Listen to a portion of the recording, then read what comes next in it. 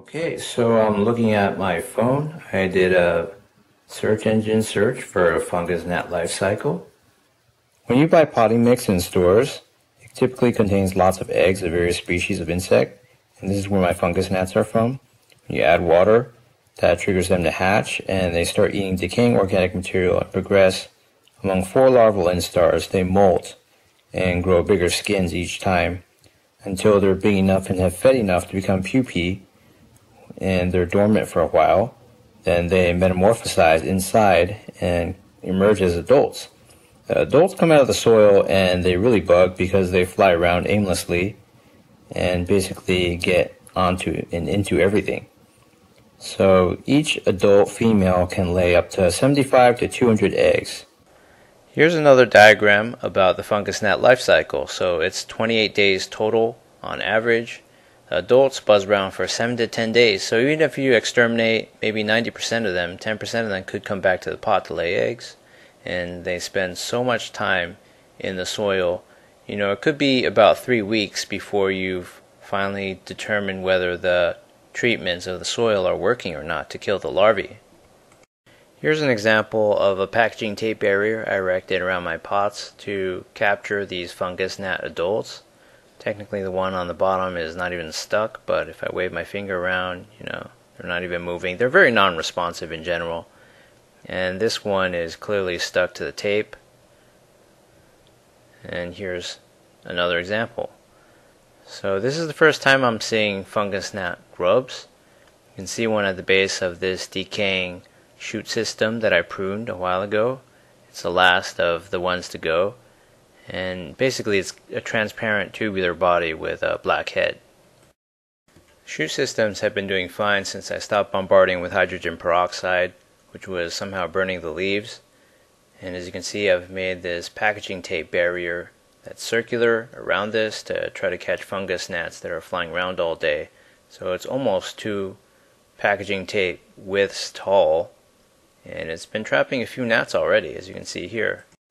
And as you can see down here at the watering hole, I've put some tape there to trap fungus gnats as well. Now on this Big Bertha pot to the right, I've adapted a different strategy, which I believe might be more effective. You know, I just have layers upon layers of tape barely overlapping to contain all the fungus gnats that will come from within the soil and try to get out, and also prevent fungus gnats from getting in.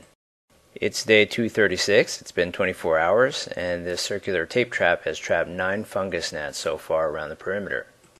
And for this other pot on the right, I've counted 25 trapped within the first 24 hours. So it could be that there's just more fungus gnats coming out of this pot. I believe that to be the case based on all the non-trapped ones I see scurrying around on top of the surface soil.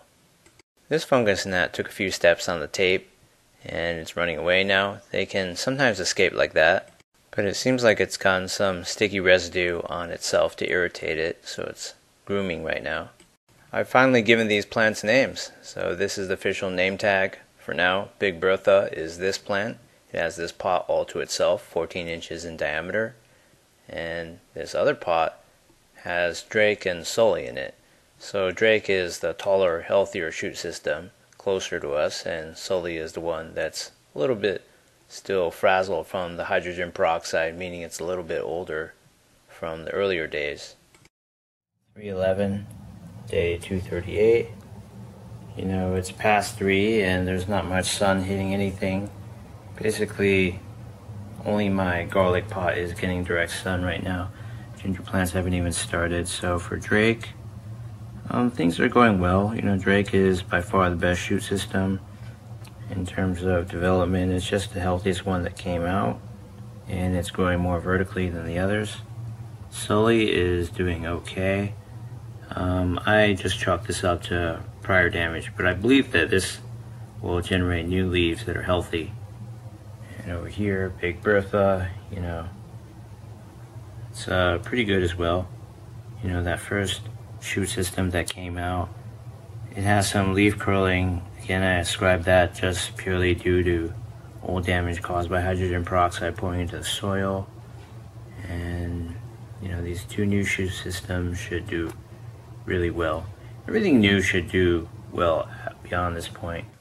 My 3-day verdict on this packaging tape fortress idea is that it seems to do a very good job at keeping fungus gnats out of your face, out of your living room, your living spaces, but there are a lot of fungus gnats that seemingly refuse to get stuck to this and they just crawl along the surface of the soil.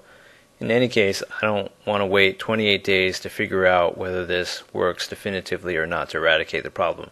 So I'm going to look into alternatives. The triazicide pyrethroid spray has done seemingly nothing to control this overwhelming tide of fungus gnats.